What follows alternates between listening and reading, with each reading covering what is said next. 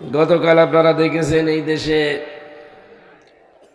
খ্যাতনামা একজন পীর সাহেব সৈয়দ রেজাউল করিম হাফিজাহুল্লাহ, তার কাছে এতদিন যারা বলতো কোরআনের সাথে ধর্মের সম্পর্ক নেই, কোরআনের সাথে রাজনীতির সম্পর্ক নেই, শরিয়া আইন আমরা বিশ্বাস করি না, এই মানুষগুলো এখন সেখানে যে দোয়া নিতে গেছে, শুধু দোয়া নিয়ে চলে এসেছে। 10টা শর্ত দিয়েছিল যেগুলো এদেশের একামতে দিন ইসলামী আন্দোলনের লোকেরা দিয়ে থাকে, সেই 10টা শর্তই তিনি পূরণ করে লিখিত সই দিয়ে এসেছেন। তার মানে এর দ্বারা গতকাল থেকে প্রমাণ হয়ে গেছে বাংলাদেশে ইসলাম ছাড়া জোর করে আপনি কিছু করতেও পারবেন না, টিকতেও পারবেন না। ইসলামের একটা জয় জয়কার ভাব এই বাংলাদেশে আমরা দেখতে পাচ্ছি। গত 3 দিন আগে আমেরিকার গোয়েন্দার একটা রিপোর্ট এদেশে প্রকাশ পেয়েছে যে তৃতীয় একটা রাজনৈতিক শক্তি ইসলামপন্থী যারা এদের উত্থান হতে যাচ্ছে। এই জন্য অনেক জালেম এবং মুনাফিকের মাথা খারাপ হয়ে গেছে। তারা টের পাচ্ছে যে আমাদের পায়ের নিচে মাটি নেই, কারণ পৃথিবীতে বাংলাদেশের মানুষ চালাকও যেমন চতুরও সেরকম। এরা লবণের ভেতরে বালি দিয়ে চালিয়ে দিতে পারে। কথা বলেন না কেন? আপনাদের এলাকায় যেহেতু মাছ হয়, চিংড়ি মাছের ভেতরে লোহা ঢুকিয়ে যেখানে 20টা 1 কেজি হওয়া দরকার 4টা 1 কেজি হয়ে যায়। এত বুদ্ধি এই দেশের মানুষের, সে শয়তানি বুদ্ধি হোক আর ভালো বুদ্ধি হোক। যশোরবাসী, সুতরাং এ দেশের সামনে যদি কেউ চেয়ারে বসতে চায় তাকে ইসলামের দোহাই দিয়ে বসা লাগবে। আর এবার কিন্তু আমরা সতর্ক হয়ে গেছি, ইসলামের দোহাই দিয়ে যদি এই দেশে কেউ অনইসলামিক কাজ কারবার করেন আবার 5 আগস্ট সংগঠিত হতে পারে। এখানে বৈষম্য বিরোধী ছাত্র আন্দোলনে যারা জীবন দিয়েছেন এরা যে শহীদ, অনেকে এখনো মানতে চায় না। 7 প্রকার মানুষকে শহীদ বলা হয়েছে কোরআন আর হাদিসের পরিভাষায়। পানিতে ডুবে মরলে তাকে শহীদ বলা হয়, আগুনে পুড়ে মরলে তাকে শহীদ বলা হয়, দেওয়াল চাপা পড়ে মরলে তাকে শহীদ বলা হয়, অ্যাক্সিডেন্টে মরলে তাকে শহীদ বলা হয়। আমি কি এগুলো বানিয়ে বলছি? বলেন। জালেমের জুলুমের সামনে নিজের জীবনটা যারা দিয়ে দিল তারা শহীদ হবে নাকি? আপনাকে কি আবার ফের শহীদ হয়ে দেখানো লাগবে? শহীদ এই শব্দটা কত বড় দামি শব্দ আপনি জানেনই না। আপনি দেখেছেন এই দেশে শেখ মুজিবুর রহমানকেও মেরে ফেলা হয়েছে, জিয়াউর রহমানকেও মেরে ফেলা হয়েছে। একজনের নাম শুনলেই সারা বাংলাদেশের মানুষ বলে শহীদ জিয়া, আর একজনের নাম আমি জীবনে কোনোদিন শহীদ শুনিনি, অথচ তাকেও মেরে ফেলা হয়েছে। আপনি কোনদিন শুনেছেন শহীদ বঙ্গবন্ধু শেখ মুজিবুর রহমান? এ কথা কেউ বলে কেন? জিয়াউর রহমানের নাম শুনলে মানুষ শহীদ জিয়া বলে। আমি 16 সালে হজে গিয়ে দেখেছি, ওই যে জায়গাটা আরাফাতের ময়দান, এর পাশে মসজিদে নামিরা, কাবার ইমাম খুতবা দিচ্ছিলেন শহীদ জিয়াউর রহমান এই নামটা উচ্চারণ করে। উনি আরবিতে অনেকগুলো কথা বলছিলেন, কথার পরিভাষা বাংলা অর্থ এইটা দাঁড়ায়, হে আল্লাহ শহীদ জিয়াউর রহমানকে জান্নাতের সুউচ্চ মাকাম দান করো। কোন জায়গায় দোয়া হচ্ছে আপনি টের পেয়েছেন? আরাফাতের ময়দানের পাশে মসজিদে নামিরা। আপনারা সবাই জানেন আরাফাতের ময়দানে মানুষের দোয়া আল্লাহ কবুল করে থাকেন। এটা শোনেননি কোনোদিন? যেই 10টা জায়গায় মানুষের দোয়া কবুল হয় তার ভেতরে এটা 1 নাম্বার। আমাদের আদি পিতা হযরতে আদম আলাইহিস সালাম, তার স্ত্রী হযরতে হাওয়া, 350 বছর পর্যন্ত খন্দন করার পর যেই ময়দানে তাদের দোয়া কবুল হয়েছিল তার নাম আরাফাতের ময়দান। কথা বলেন না কেন? নবীজি জানিয়েছেন এই ময়দানে কোনো মানুষ যদি দোয়া করে আমার আল্লাহ এটা ফেরত দিতে লজ্জাবোধ করে। এত দামি জায়গা এটা, যেহেতু 40, 45, 50 ডিগ্রি সেলসিয়াস থাকে, এত তাপমাত্রা ওই দেশে। আরাফাতের ওই ময়দানে হাজার হাজার নিম গাছ এই জিয়াউর রহমান লাগিয়েছিল। কি কথা বলে না কেন? কাবার ইমাম তো আর নিম গাছ চেনে না, ওনারা সাজারাতো জিয়া নাম দিয়েছে এইটার, যে জিয়া গাছ। আমি নিজেও নিম গাছের নিচে বসেছিলাম, লক্ষ লক্ষ হাজিরা তামাম দুনিয়া থেকে যারা আসে, হয়তো জিয়াউর রহমানকে চেনে না, কিন্তু সাজারাতো জিয়া চেনে, জিয়া ট্রি। এই গাছের নিচে তারা যখন বসে, এত বড় কঠিন তাপের ভেতরে একটু সূর্যের আলো থেকে বাঁচার জন্যে, এ তাপ থেকে বাঁচার জন্য যদি একটু ছায়া পাওয়া যায়, এমনিতেই মন থেকে দোয়া চলে আসে। আমার মনে হয় এই জন্যে তার নামটা শুনলেই মানুষ বলে শহীদ জিয়া। শহীদ বঙ্গবন্ধু আমি শুনিনি, আপনি শুনেছেন? ওনাকেও কিন্তু মেরে ফেলা হয়েছে, কিন্তু মানুষ বলে যে ওইভাবে মারার দরকার ছিল না, আরো কারণ ছিল, অন্যভাবে মারা যেত। এতটুকু বলে যে ওইভাবে না মেরে হয়তো টুকরো টুকরো করলে ভালো হতো। মানুষ যেহেতু মুখ দিয়ে কথা বলে, কোন মানুষ যেন মুখ দিয়ে কথা কোনো দিন না বলে যে শহীদ যারা তারা মরে গেছে, এ কথা যেন না বলে। রব্বুল আলামিন বলেন, ওয়ালা তাকুলু লিমান ইউকতালু ফি সাবিলিল্লাহি আমওয়াত বাল আহইয়াউ ওয়ালাকিন লা তাশউরুন। এই কথা বলেন কেন? এদিকে তাকান। সূরা বাকারা 154 নম্বর আয়াতে আছে, রব্বুল আলামিন বলেন যারা আমার জন্য শহীদ হয় তাদেরকে মৃত বলবা না, ওরা মরে গেছে এই কথাটা বলা জায়েজ নেই, বরং তারা জিন্দা, জীবিত আমার কাছে, তোমরা টের পাও না। তাই মানুষ কথা বলে কি দিয়ে?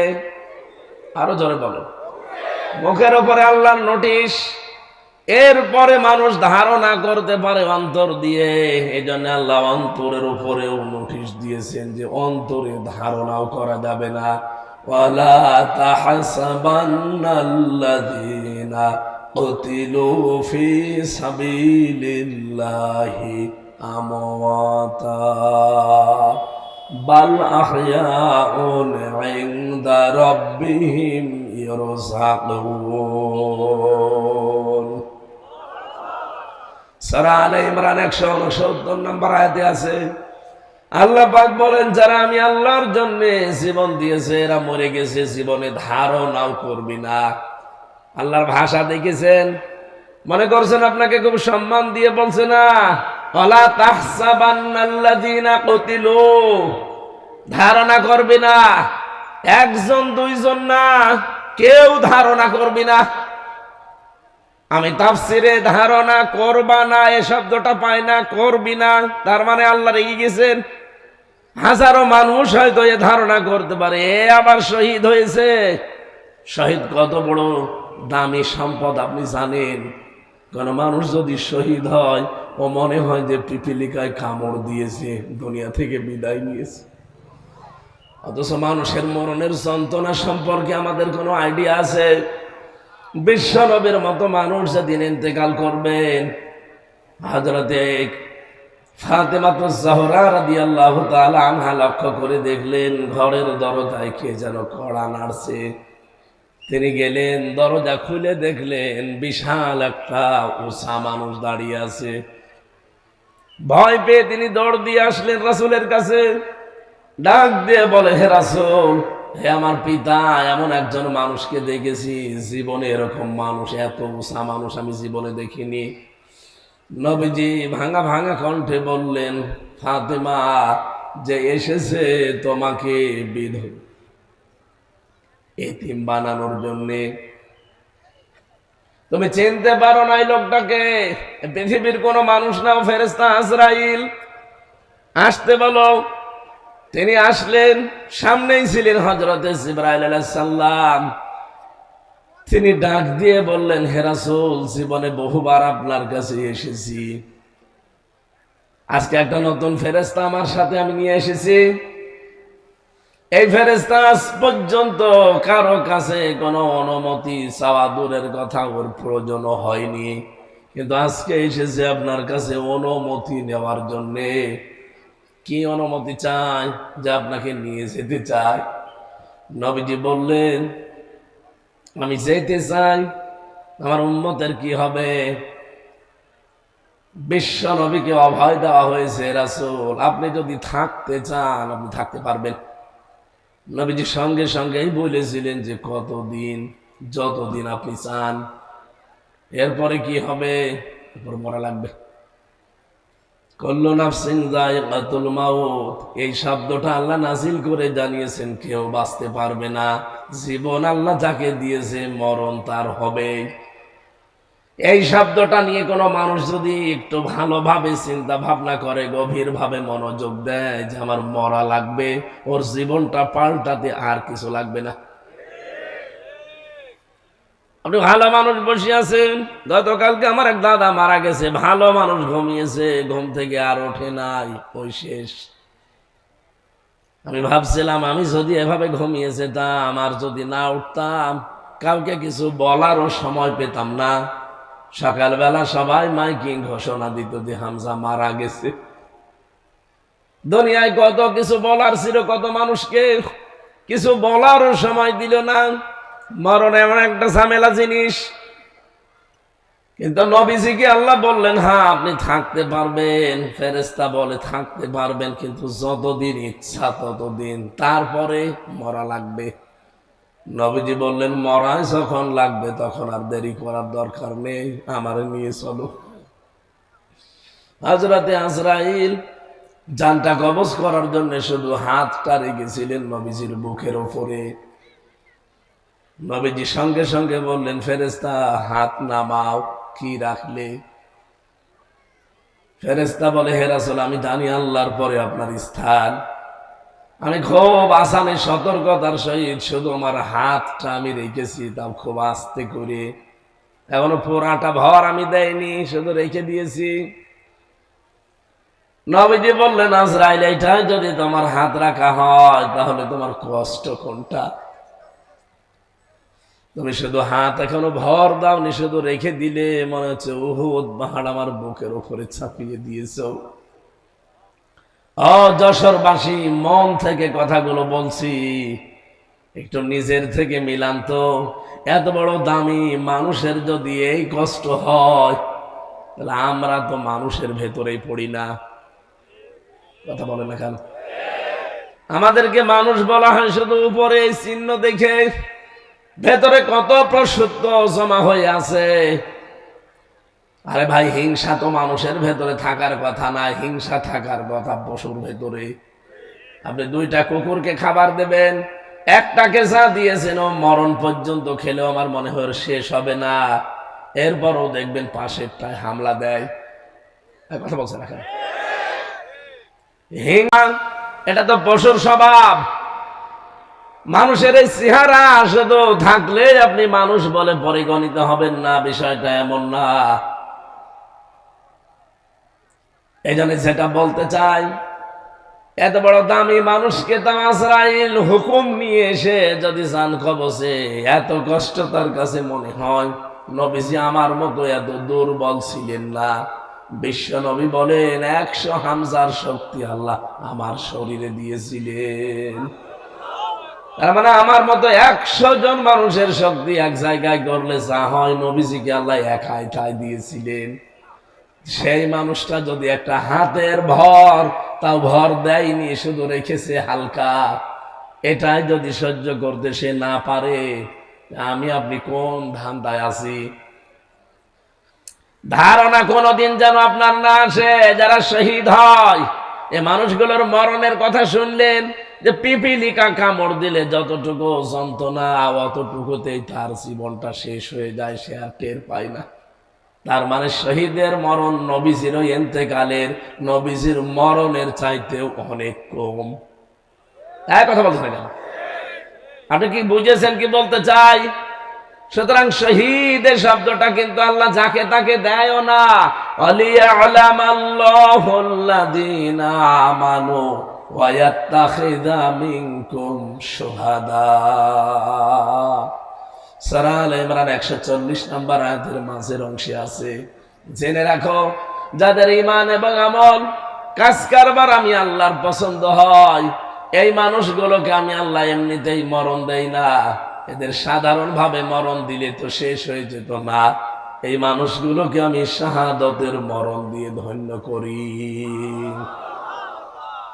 আজকের মাওলানা আব্দুস সামাদ একটা আলেম মানুষ, এখনই যদি মারা যায়, যদি ঈমান নিয়ে মারা যেতে পারে, কবরে দিয়ে দেবেন, ঘুমিয়ে পড়বে, কিয়ামত পর্যন্ত ঘুমাবে।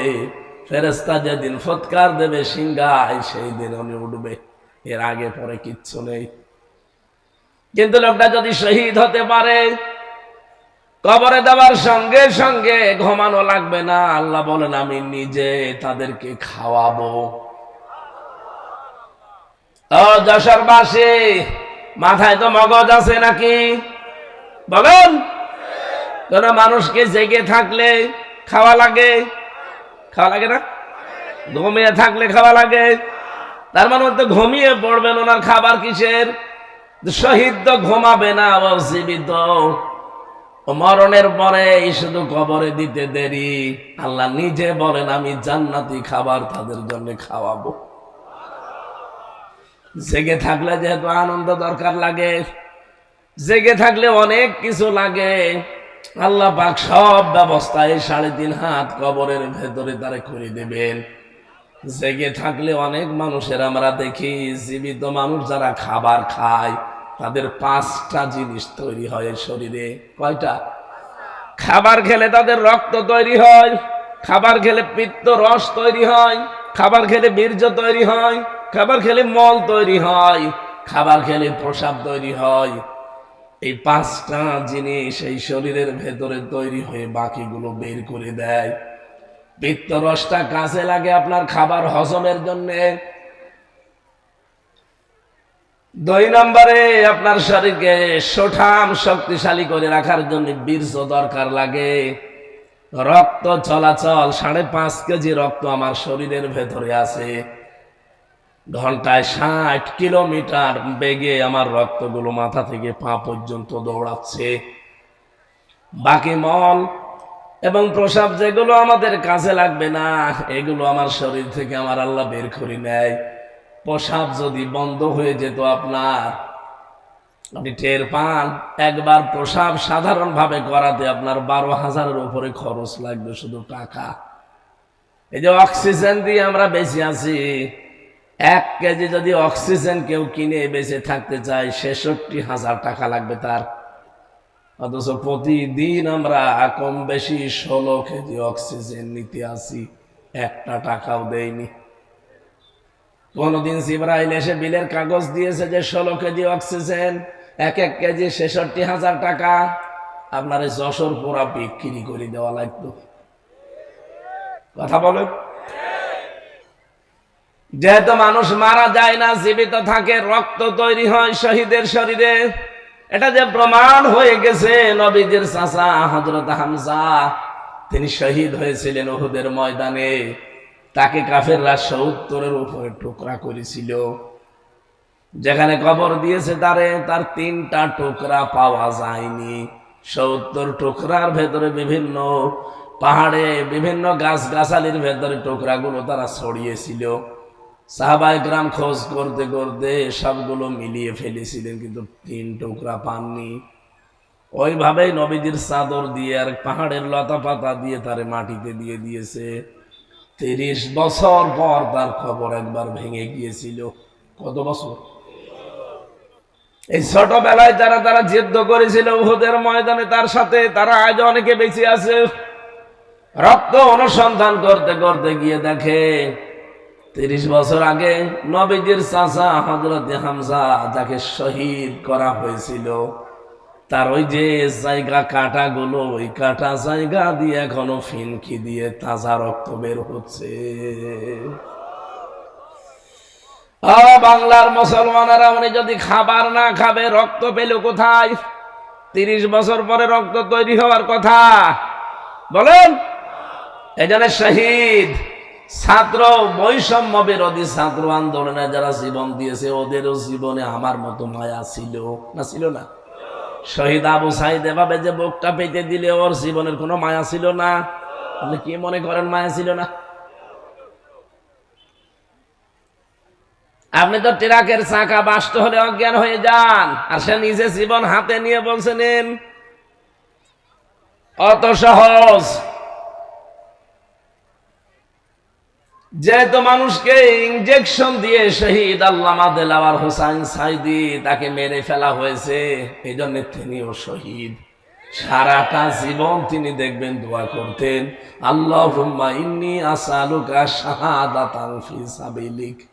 হে আল্লাহ, আমি তোমার কাছে চাই আমাকে যদি মরণ দাও সাধারণ মরণ দিও না, শহীদের মরণ দিও। ওনার সাথী যারা ছিল সবগুলো তো সরাসরি ফাঁসির দড়ি পেয়ে শাহাদতের মর্যাদা পেয়েই গেছেন। আমি গতকালকে দেখলাম শহীদ আব্দুল কাদের মোল্লা, তার একটা চিঠি, তার স্ত্রী যাকে পিয়ারি বলে ডাকতেন আদর করে, এই মেয়েটা দেখতে গেছে তার স্বামীকে মাগরিবের পর পরে, যে দেখে চা খাচ্ছে বসে, জিজ্ঞাসা করছে কি গো এই অবেলায় চা খাও? বছর রোজা রেখেছিলাম, এখন চা খাওয়ার পর আমি একটু খাবার খাবো। শুনলাম যে রাত 10টা একে নাকি আমার ফাঁসি দেওয়া হবে। আমার কাছে সংবাদ চলে এসেছে, এই জন্যে নাকি তোমরা শেষ দেখা করতে এসেছো। ছেলে মেয়ে যেগুলো আছে সন্তানাদি, এগুলো আল্লাহর রাস্তায় টিকিয়ে রাখবা। আমি আল্লাহর কাছে সাক্ষাতে গেলাম, দেখা যদি হয় আবার জান্নাতের সিঁড়িতে হবে। একটা মানুষ কোন সময়ে কথা বলতে পারে যার 3 ঘন্টা পরে ফাঁসি? সারাদিন রোজা রেখেছে, এখন বিকালে আসো মাগরিবের পরে সে চা খাচ্ছে। আপনার মনে হচ্ছে শুনতে খুব সহজ, এটা কি বাস্তবে অত সহজ? 3 বছর আমিও তো ছেলে ছিলাম, ফাঁসির কন্ডেম সেলের ভেতরে 24টা ঘন্টা আমার মনে হয় এক এক ঘন্টা এক এক বছরের মতো ছিল, কারণ যোগাযোগ বিচ্ছিন্ন ছিলাম। 24 ঘন্টা আমার তালা লাগিয়ে রেখেছিল, মনে হতো যে 1 ঘন্টা যাচ্ছে 1 দিনের মতো, তাহলে 24 ঘন্টা 24 দিনের মতো ছিল। কোনো কিছু নেই, তারপরও অজানা একটা টেনশনে আমাকে সবসময় কাবু করে রাখতো। ওই যে ডায়াবেটিস হয়ে গেছে এখনো পর্যন্ত ভালো হয় না। অথচ লোকটার মাত্র 3 ঘন্টা বাকি আছে, 7টার সময় যদি দেখা করে থাকে 10টা একে ফাঁসি, কয় ঘন্টা? 3 ঘন্টা আগে সে লোকটারে এত উৎফুল্ল মনে হচ্ছে শ্বশুর বাড়ি যাচ্ছে।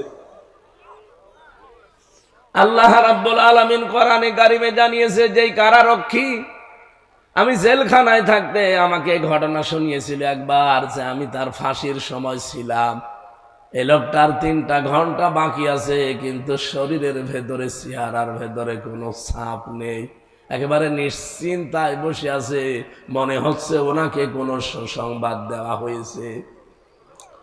আমি ওই দিন কারারক্ষী কুতুবউদ্দিন ভাইকে বলেছিলাম যে ভাই আপনি টের পাননি, আমি টের পেয়েছি। ইন্নাল্লাযীনা ক্বালু রাব্বুনাল্লাহ সুম্মা ইসতাকামু তাতানাজ্জালু আলাইহিমুল মালাইকা। আল্লাহ পাক বলেন, সত্যি যারা এই কথা বলতে পারে আমার রব আল্লাহ, এক কথা বলেই শুধু এলোমেলো যায় না, সে টিকে থাকতে পারে এই কথার উপরে। যত ঝড় ঝাপটা তার উপরে আসবে তারপরও সে টিকে থাকতে পারে। আমি আল্লাহ তাকে এমনি এমনি কিছু না দিয়ে ছেড়ে দেই না। তাতানাজ্জালু আলাইহিমুল মালাইকা, এটা মজারে, বর্তমান ভবিষ্যৎ, প্রেজেন্ট ফিউচার। মালাকুন এক বচন, মালাইকা বহু বচন। রব্বুল আলামিন বলেন আমি নিজে তার জন্য হাজার হাজার ফেরেশতা পাঠিয়ে দেই রিসিভ করার জন্য। ওয়েলকাম জানাতে থাকে ফেরেশতারা, আর বলে কোনো ভয় নেই, কোনো চিন্তা নেই। হয়তো ভয় হচ্ছে যে আমি এখন চলে গেলে আমার বর কি হবে, আমার ছেলে মেয়ের কি হবে, তাদেরকে কে দেখে রাখবে, আমার দলের লোক এতগুলো মানুষ পালিয়ে বেড়ায় জেল খাটে, কি হবে তাদের। আল্লাহ পাক বলেন আমি ফেরেশতা দিয়ে বলি যে এই কথা শুনিয়ে দাও, কোনো চিন্তা নেই, কোনো ভয় নেই, সবগুলোর দায়িত্ব আল্লাহ নিজে নিয়ে নিয়েছেন। ওয়াবশিরু বিল জান্নাহ, ওই জান্নাতের সুসংবাদ গ্রহণ করো। আল্লাতী কুনতুম তুআদুন, যার ওয়াদা আল্লাহ তোমাদের কাছ থেকে নিয়েছিলেন।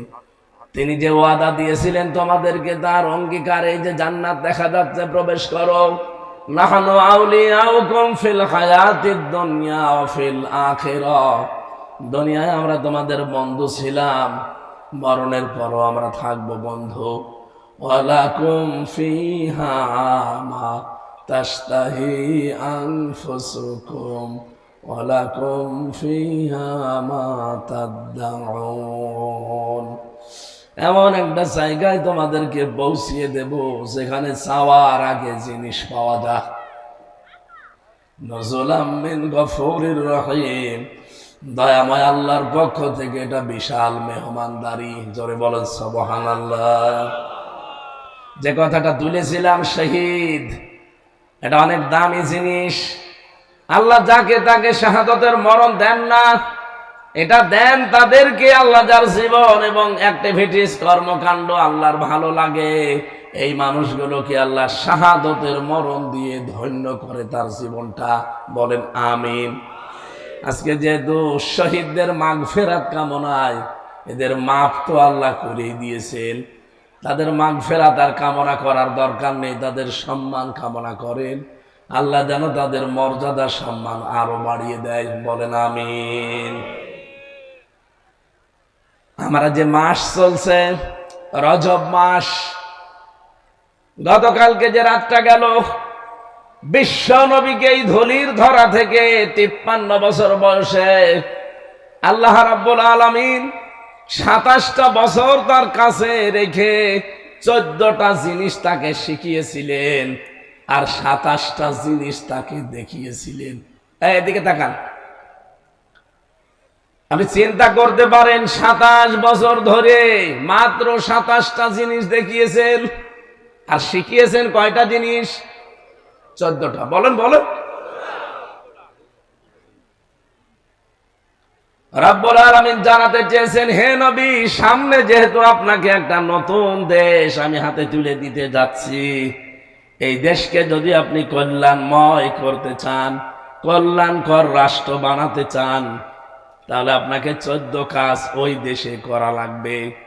আমাদের দেশটাও যেহেতু এখন একটা নতুন দেশ, নতুন সরকার চালাচ্ছে, কথা বলছেন এখন, এরাও যদি এই দেশকে কল্যাণময় রাষ্ট্র বানাতে চায়, গ্যারান্টি দিয়ে বলতে পারি সূরা বনী ইসরাইলের এই 23 থেকে 38, এই 16টা আয়াতের 14টা কাজ এখানে দেওয়া আছে। দল মত নির্বিশেষে সবাই সাপোর্ট করা দরকার, কারণ এগুলো বানানো আল্লাহর। মানুষের বানানো জিনিস দিয়ে কি হয় এই 54 বছর তো দেখলেন। কথা বলছে না কেন? সংবিধান যেটা বানিয়েছিল ডক্টর কামাল, 54 বছর তো চলল, কি পেয়েছেন? আমি নিজে দেখেছি, চোর পুলিশে ধরে ছেলে দেয়, চোর যে ডাকাত হয়। কথা বলে না কেন?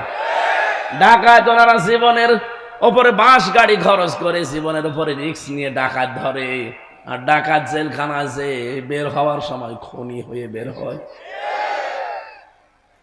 আমার ব্লকে যারা থাকতো আমি দেখেছি এই 3 বছর কাশিমপুর কারাগারে গাঁজা খাওয়ার জন্য পুলিশে ধরে জেলে দিয়েছে। ও শয়তান এত বড় শয়তান, ওর ভেতরে যে বারান্দার উপরে টব লাগিয়েছে, গাজার গাছ লাগিয়েছে, অথচ পুলিশে গাঁজা খাওয়ার জন্য ধরে জেলে দিয়েছে। ও গাজার গাছ লাগিয়েছে ভেতরে। জেলার একদিন এসে বলছে যে ওরে শয়তান, আমরা আর কি করব, এর 24 ঘন্টা তালা লাগিয়ে রাখি ব্লকে। আর এ কি আশ্চর্য মানুষ গো, গাঁজা খাওয়ার জন্য যারে পুলিশে ধরে প্রশাসন ধরে জেলে দিয়ে গেল, আরে ভেতরে গাঁজার চাষ করছে। হবে না মানুষের তৈরি করা আইন দিয়ে বাংলার জনগণ। এ 53-53.5 বছর আমাদের দেখা অলরেডি শেষ। এই কোরআনে আল্লাহ সংবিধান নামে একটা সূরা দিয়েছেন, সূরা ফুরকান। এর ভেতরে 77টা আয়াত আছে, 73টা ধারা আছে। এই 73টা ধারা দিয়ে যদি বাংলাদেশের সংবিধান বানানো যায়, এদেশে গাঁজাখোর ধরলে জীবনে আর গাঁজার গাছ লাগাবে না, চোর ধরলে কোনোদিনও ডাকাত হয়ে বের হবে না। কারণ চোর ধরলে ওর যে শাস্তি, ওইটা যখন বাইতুল মোকাররমে যশোরের আদালতের সামনে, কেশবপুরের কেন্দ্রীয় মসজিদের সামনে যখন আদালত কর্তৃক প্রমাণ হবে যে ও চুরি করেছে, ও যে অভাবে চুরি না করে যদি স্বভাবে চুরি করে থাকে, ওর হাত যখন লক্ষ লক্ষ মানুষের সামনে কেটে ফেলা হবে, হাজারো মানুষ এমনি ভালো হয়ে যাবে। আমার ছোট দাদা বলছিল যে আমি একবার হজে যেয়ে মাটির নিচে যে ওযুখানাগুলো আছে মসজিদে নববীতে, ওখানে যেয়ে ওযু করে করে দেখি আসার সময় একটা ঘড়ি পড়ে আছে। চিন্তা করলাম কেউ নিচ্ছে না, আশপাশে তাকিয়ে দেখলাম কেউ নেই। মনের ভেতরে ভয়, যদি ধরা পড়ে যায় দেশের আইন হচ্ছে হাত কেটে দেবে। দেশে গেলে মানুষ বলবে হাজী সাহেব চোর। এই ভয়ে নিতেও পারি না, কিন্তু কেউ তো নেই আশপাশে। আস্তে করে তুলে নিলাম। হারানো জিনিস যেখানে জমা দেওয়া, ওই জায়গায় জমা দিলাম। মসজিদে নববীর সামনে ওই ঘরটা আছে। ওনারে জিজ্ঞাসা করলাম যে ওনার ভাষা দিয়ে, কারণ উনি 14-15 বছর এখন ওই দেশে থাকে। জিজ্ঞাসা করলাম যে ভাই এই ঘড়িটার দাম কেমন হবে? উনি ওনার ভাষা দিয়ে বলে, ইহা জিউল হজ্জা তাই না বিলাদুকা। হাজি দেশ কোথায়? যে তোমেন বাংলাদেশ, বাংলাদেশ থেকে এসেছি। উনি হিসাব করে বলছে আপনার বাংলার টাকা অনুযায়ী এই ঘড়িটার দাম হবে কমপক্ষে 72,000 টাকা। মোবাইল ঘড়ি। বলেন তো 72,000 টাকার ঘড়ি পড়ে আছে, কেউ নিচ্ছে না, ওযুখানায়। এদেশে 72 পয়সা থাকবে? বলেন। ওই দেশে তারপরও কোরআনের সম্পূর্ণ আইন নেই।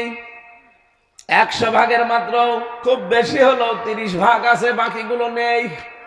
30 ভাগেই আমি যে শান্তি পেয়েছি ওই দেশে, আমার এই দেশে যদি 100 ভাগ কোরআনের আইনটা কার্যকর হয়ে যায়। কালকে আমি এক জায়গা থেকে আসার সময় পুলিশ, আমার নরম সরব পুলিশ, একেবারে হাবাগোবা গাড়িটা আটকিয়েছে, আমার পেছনের গাড়িটা। বললাম ওর কাগজ ফেল হয়ে গেছে, মাত্র 3 দিন আগে, সময় পাইনি, আপনি খুব নরমাল মামলা দেন। হুজুর 3 দিন তো বেশি ঝামেলা করবো না, ছেড়ে দেব। তবে আমাদের একটা একটু টেনশন আছে, সামনে যা দেখতে পাচ্ছি, আমরাও তো দেশের খোঁজ খবর রাখি। আগস্টের 5 তারিখের আগে এই দেশে মাত্র 100 জনের 15 জন মানুষ চাইতো যে দেশে কোরআনের বিধান কায়েম হোক। অথচ এই 5.5 মাসের ব্যবধানে America, voice of America, Microsoft, এগুলো সব তো আমার খালাতো ভাই, সব খ্রিস্টান।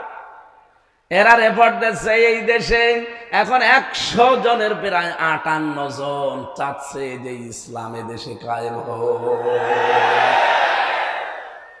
5.5 মাসে যদি অবস্থা তৈরি হয়ে যায়, আর 5 মাস যেতে দেন। এই জন্যই তো গতকাল চরমনাই পীর উনি বলেছে যে আমরা নির্বাচন চাই অন্তত 1-1.5 বছর পরে। দেখলাম পাশ থেকে কে যেন জামাটি নিধস। অতদিন না, তাড়াতাড়ি ওরা টের পেয়ে গেছে।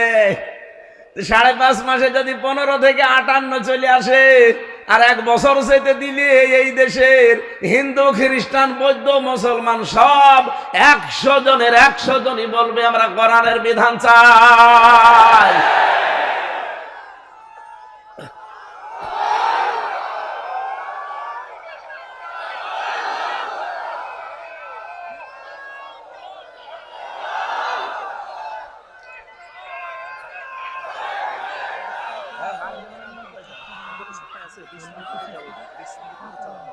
ও আল্লাহ, আমি মনে করি 6:30।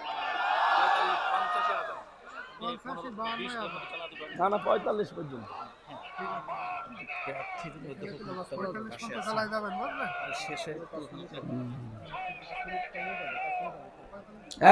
দাঁড়িয়েছেন কেন?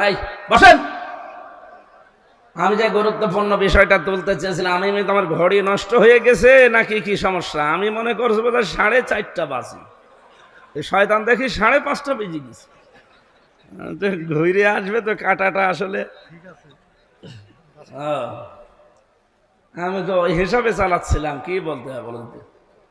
যাক, বাদ দিয়ে দিলাম সব। আমরা তেলাওয়াতকৃত আয়াত যেটা পড়েছিলাম, ওয়ালা তাকফু মা লাইসা লাকা বিহি ইলমুন, যে বিষয়ে জ্ঞান নেই এ বিষয়ে মুখ খুলবা না, এ আদেশ কার? বলেন বলেন। কেন দিয়েছেন? কারণ কিয়ামতের ওই কঠিন ময়দানে আপনার অন্তর, আপনার কান, আপনার এই মুখ যেটা দিয়ে কথা বলেন, ইন্নাস সামআ ওয়াল বাসারা ওয়াল ফুয়াদা, আপনার এই চোখ, আপনার এই মুখ, আপনার অন্তর, কিয়ামতে প্রতিটি জিনিস কিন্তু পুঙ্খানুপুঙ্খানু ভাবে জিজ্ঞাসিত হবে। কি কি করেছেন সব এই 3টাকে আল্লাহ জিজ্ঞাসা করবে, একেবারে সঠিক উত্তর এরা দিয়ে দেবে। কারণ আপনাকে আল্লাহ কথা বলতে দেবে না। আল ইয়াউমা নাখতিমু আলা আফওয়াহিহিম ওয়া তুকাল্লিমুনা আইদিহিম ওয়া তাশহাদু আরজুলুহুম বিমা কানু ইয়াকসিবুন। রাব্বুল আলামিন বলেন, কিয়ামতের দিন তোর মুখটা যখন শিলায় লাগিয়ে দেব, হাত বলবে আল্লাহ এই এই করেছিল। যশোরবাসী, এখানে মাত্র 20,000 মানুষ মনে করেন, এই জায়গায় যদি আমার মুখটা আল্লাহ এখনই বন্ধ করে দিয়ে আমার হাতের কথা চালু করে দেয়, আর সারাদিন অন্তত হাত দিয়ে যা করেছি এগুলো শুনতে আমার কান মেনে নেবে? আমার পা দিয়ে অন্তত কোনো খারাপ কাজে আজকে সকাল থেকে আমি যাইনি, তারপরেও যতটুকু যা করেছি, পা যদি এখন কথা বলা আরম্ভ করে যে অমুক অমুক জায়গায় গিয়েছিলে, অমুক অমুক জায়গায় যাওয়ার নিয়ত ছিল, আমার মান সম্মান থাকবে। কিয়ামতের দিন আল্লাহ বলেন, মানুষের মুখ যখন বন্ধ হয়ে যাবে, ওর শরীরের ভেতরে আমি আল্লাহ ওর অপরাধগুলো ফুটিয়ে তুলব। আপনি যদি ডাকাতি করে থাকেন, চুরি করে থাকেন, ঘুষ খেয়ে থাকেন, সুদ খেয়ে থাকেন, এই শব্দটা আপনার এই কপালের উপরে আল্লাহ লিখে দেবে। এত মোটা অক্ষরে লিখবে, এই যে ঘড়ি দেখতে পান জলে লেবে জলে লেবে, এরকম মোটা অক্ষরে লেখা থাকবে যে আপনি চোর, আপনি ঘুষখোর, আপনি সুদখোর, আপনি জেনাকারী। এগুলো যখন ফুটিয়ে তুলবে, কিয়ামতে কোটি কোটি মানুষ থাকবে, আপনার কি মনে হয় কি পাবেন? লজ্জা আপনি বলেন। এজন্য হিসাব নিকাশ করে আমাদের কথা বলা দরকার। যে কোনো কথা বলার আগে অন্তত 3 বার চিন্তা করা দরকার। আল্লাহ কিন্তু এই কথাটা শুনতেছে, ফেরেশতারা লিখতেছে, আর কিয়ামতে এই কথার উপরে আমার আবার হিসাব হবে। এই কথা বলে না কেন? এমনিতে আপনার জীবন পাল্টিয়ে যাবে। যে 27টা জিনিস নবীকে আল্লাহ দেখালেন, তার প্রথম নম্বরে আল্লাহ তাকে দেখিয়েছিলেন পুলসিরাত। কি দেখিয়েছেন? বলেন বলেন। সর্বপ্রথম আল্লাহ তাকে পুলসিরাত দেখালেন। আমরা অনেকেই সারা জীবন নাম শুনি পুলসিরাত, কি এটা কোনোদিন কল্পনাও নিয়ে আসতে পারে না, আপনার আসবেও না। 30,000 বছরের রাস্তা, উঠতে 10 বছর, সোজা 10 বছর, নামতে 10 বছর। তাও এরকম ব্রিজ চওড়া হলে তো হয়, চিকন হবে চুলের মতো, আর ধার হবে হীরার মতো। কোরআনে কারীম জানিয়েছে, ওয়া ইন মিনকুম ইল্লা ওয়ারিদুহা কানা আলা রাব্বিকা হাতমান মাকদিয়্যা সুম্মা নুনাজ্জিল্লাযীনা তাকাও ওয়া নাযারুজ যালিমিনা ফিহা জিসিয়্যা। পুলসিরাতটা আমি জাহান্নামের উপরে সেট করেছি। এই মানুষগুলোকে আমি আল্লাহ যাদেরকে পার করে দেব, দুনিয়া যাদের তাকওয়া ছিল, আর যারা অপরাধী এই মানুষগুলো কেটে কেটে এর ভেতরে পড়তে থাকবে। বলেন নাউজুবিল্লাহ। আয়াতটা পড়লেই আমার যেন কেমন মনে হয়, কিয়ামতে হয়তো আল্লাহ ওই কাঁটার ভেতরে আমারে আবার ফেলে দেয় কিনা। আমার তাকওয়া যদি মানসম্মত না হয়, উপরে লোক দেখানোর জন্য যা করলাম, আমার তাকওয়া যদি আসলে মানসম্মত না হয়, কিয়ামতের দিন কিন্তু ওই পুলসিরাত পার হওয়ার সময় আপনাকে কেটে পড়ে যাওয়া লাগবে। এই জন্য তাকওয়াটা একেবারে মানসম্মত তৈরি করা দরকার দুনিয়ায়। দ্বিতীয় নম্বরে নবীজিকে আল্লাহ দেখালেন মিজান। মিজান মানে না, এখানে পুলিশ অফিসার বসে আছে, ওনাকেও যদি জিজ্ঞাসা করি মিজান মানে কি, যেহেতু বাংলা শিক্ষিত মানুষ, একবারেই বলবি মিজান মানে দাড়ি পাল্লা। জিজ্ঞাসা করেন তো কোনোদিন কোন অভিধানে কোন জায়গায় পড়েছে মিজান মানে দাড়ি পাল্লা? পড়েছে? পড়েন না, শুনে শুনে। মিজান মানে মানদণ্ড। মিজান মানে কি বলেন বলেন। আপনি হাইকোর্টে যান, দেখবেন সামনে একটা দাড়ি পাল্লা টাঙানো আছে, দুই দিকে এই পাল্লাটা সমান। সরকার দেশের জনগণকে বোঝাতে চায়, সারা বাংলাদেশের কোন জায়গায় যদি ন্যায় বিচার না পাও, এই হাইকোর্টে আসলে ন্যায় বিচার পাবা। এই যে ন্যায় বিচারের চিহ্ন, তাহলে দাড়ি পাল্লাটা হচ্ছে ন্যায় বিচারের কি? আরো জোরে বলেন। নবীজিকে আল্লাহ মিজান দেখিয়েছিলেন। কি মিজান? এবার এবার খেয়াল করেন, এখানে আমার মনে হয় শুধু পাগল ছাড়া, নারী পুরুষ যত আমরা এসেছি, শুধু পাগল ছাড়া এমন কেউ নেই যে কথা সে লোকটা বলতে পারে যে কিয়ামতের দিন আমাদের যে আমল, আমল মানে কি? এই জবাব দিলেন না? কিয়ামতে মিজানের যে পাল্লা আমরা বলি, মিজানের পাল্লায় মাপ দেওয়া হবে। মাপ দেবে কি? আমল। কি দেবে? নেক আমল, বদ আমল। কথা বলেন ঠিক কিনা? তাহলে কিয়ামতে আল্লাহ মাপ দেবে আমল। আমলের বাংলা কি? কাজ। বলেন বলেন। এনাকে জিজ্ঞাসা করি আমি, কোন পাগলও কি বলবে যে 5 কেজি কাজ দাড়ি পাল্লার এক প্রান্তে তুলে দিলাম? কাজ কি মানুষ দাড়ি পাল্লা দিয়ে মাপে যে 5 কেজি কাজ এ মাপা যায়? তাহলে কি বিশ্বাসে ছিলেন এতদিন? ক্লিয়ার হয়নি, এই জন্য আমি উদাহরণটা নিয়ে আসলাম। কাজ কেউ দাড়ি পাল্লা দিয়ে মাপে না যে 10 কেজি কাজ, এদিকে 5 কেজি কাজ তুলে দিলাম না। পৃথিবীর প্রতিটি জিনিস মাপ দেওয়ার জন্য আলাদা যন্ত্র আছে। এই যে প্যান্ডেলটা বানিয়েছেন, যদি বলি এটা মেপে দেন তো, এটা মাপ জপ করার জন্য দাড়ি পাল্লায় তুলে দেবেন? কি করবেন? ফিতা নিয়ে মাপবেন, গজ নিয়ে মাপবেন। কথা বলেন ঠিক কিনা? এই যে পানি দিয়েছেন খাবার জন্য, খাবারের এই পানিটা যদি বলি ভাই মেপে দেন, আপনি ফিতা দিয়ে মাপবেন। এটার জন্য লিটার আছে, সিসি আছে। এই কথা বলেন না কেন? আপনাকে আমি এতটুকু চাউল দিলাম, চাউল কি একটা একটা করে গুনে গুনে মাপবেন? এটার জন্য দাড়ি পাল্লা লাগবে, বাটখারা লাগবে, পাথর লাগবে, কেজি লাগবে। কথা বলেন না কেন? দুনিয়ার যত জিনিস আছে, প্রতিটি জিনিস পরিমাপ করার জন্য একটা আলাদা যন্ত্র পাবেন। কাজ যে আল্লাহ কিয়ামতের দিন মাপবে, কাজ মাপার জন্য এই গজ ফিতা দিয়ে হবে না, দাড়ি পাল্লা দিয়ে, বাটখারা দিয়ে, কেজি দিয়ে, পাথর দিয়ে হবে না, সিসি দিয়ে, স্ক্যান দিয়ে হবে না। কাজ মাপতে হয় গুরুত্বের ভিত্তিতে। কি কথা বলে না কেন? কাজ মাপে মানুষ কি দিয়ে? গুরুত্ব দিয়ে। গুরুত্বের ভিত্তিতে কাজ মাপতে হয়। বাংলার জনগণ ভালো করে এই বিষয়টা আজকে ক্লিয়ার করে নিয়ে যাবে, তাহলে আপনার জীবনে অনেক কিছু দেখবেন পরিবর্তন আসবে ইনশাআল্লাহ। কাজ কিন্তু মাপা হয় ফিতা দিয়ে না, দাড়ি পাল্লা দিয়ে না। কাজ মাপা হয় কি দিয়ে? গুরুত্ব দিয়ে মাপা হয়। এখন পড়া কোরআন শরীফের ভেতরে গুরুত্বপূর্ণ কাজ আল্লাহ কি কি দিয়েছেন ওইটা আপনাকে আগে জানা লাগবে। আজকের এই প্যান্ডেলটার গুরুত্বপূর্ণ জিনিস কি? খুঁটি আর সামিয়ানা। কথা বলছেন না? খুঁটি আর সামিয়ানা যদি না থাকে, আপনি যতই সুন্দর করে সাজান, কেউ মঞ্চ বলবে এটা বলবে? আজকের এই মঞ্চের গুরুত্বপূর্ণ জিনিস খুঁটি আর সামিয়ানা। গুরুত্বহীন অনেক জিনিস এখানে আছে, যে কার্পেটটা, এই যে মাইক গুলো, এই টেবিলটা, এই চেয়ারটা, এ ছাতা যদি নাও থাকে মানুষ কিন্তু এটাকে মঞ্চ বলবে। তাহলে গুরুত্বপূর্ণ জিনিস আগে ঠিক করা লাগবে, না তো আপনি মঞ্চে উঠতে পারবেন না। এই কোরআনে আল্লাহ 500টা গুরুত্বপূর্ণ জিনিস দিয়েছেন। আপনি 499টা মানেন, একটা মানেন না, আপনার এই মঞ্চ কিন্তু সরাসরি উঠতে পারবেন না। এই যে নামাজ আল্লাহ দিয়েছেন, ফরজ নামাজ। পৃথিবীর যত ইবাদত দেখবেন, প্রতিটি ইবাদতের আলাদা আলাদা কিছু ফরজ জিনিস আবার ভাগ করা আছে। নামাজ যে ফরজ, এই নামাজের ভেতরে আবার ফরজ আছে কয়টা? 13টা। বলেন বলেন, আরো জোরে বলেন। এই 13টা ফরজের 12টা আদায় করলেন, একটা করেননি, আপনার কি সওয়াব হবে কয়টা?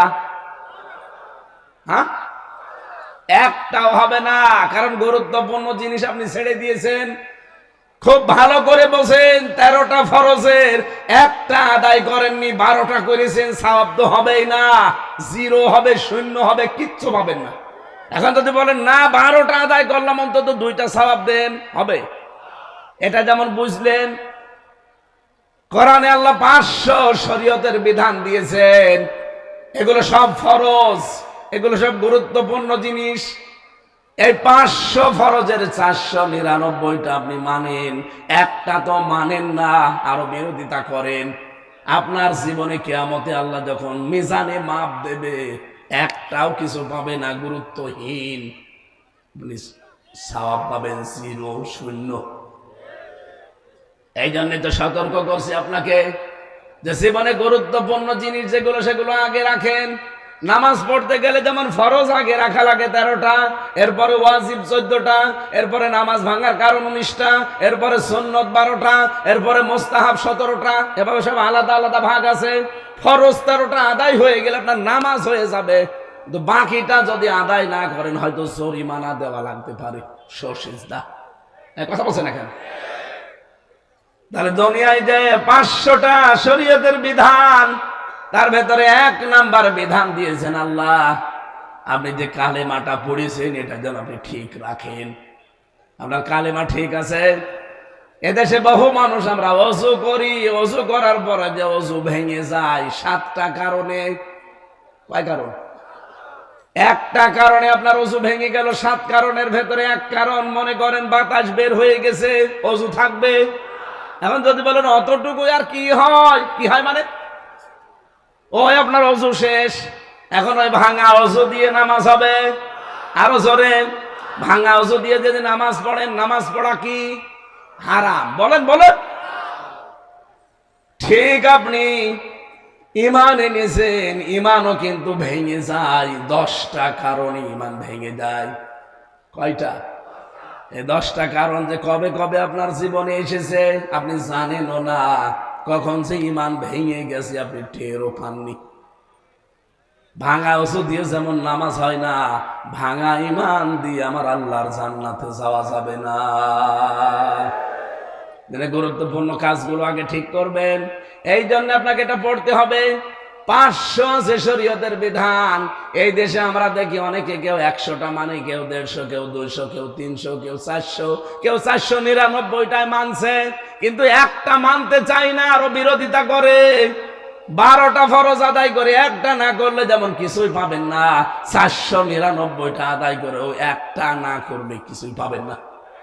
মিজানের পাল্লা, আল্লাহ নবীকে আল্লাহ এইটা দেখিয়েছিলেন যে মিজানের ন্যায় এবং মানদণ্ড হিসাবে তোমাকে গুরুত্বের ভিত্তিতে মাপ দেওয়া হবে।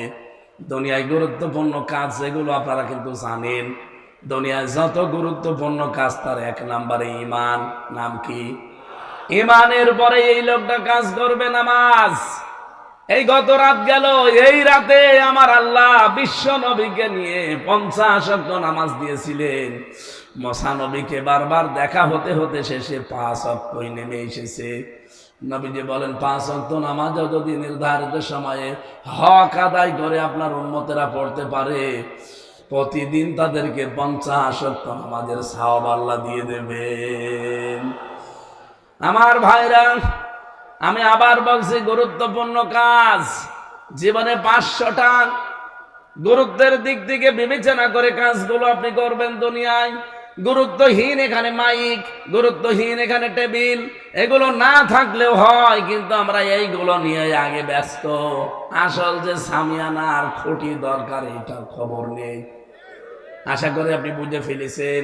এই দেশে এখন গুরুত্বপূর্ণ কাজ হচ্ছে আল্লাহর দিন কায়েম করা।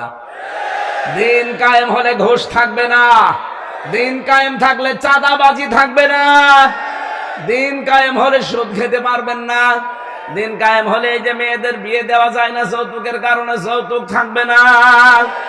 কত মানুষ আজ মেয়েদেরকে ভয় দেখায় যে ইসলাম আসলে আপনারা ঘরবন্দি হয়ে যাবেন, বিভিন্ন ঝামেলায় পড়বেন।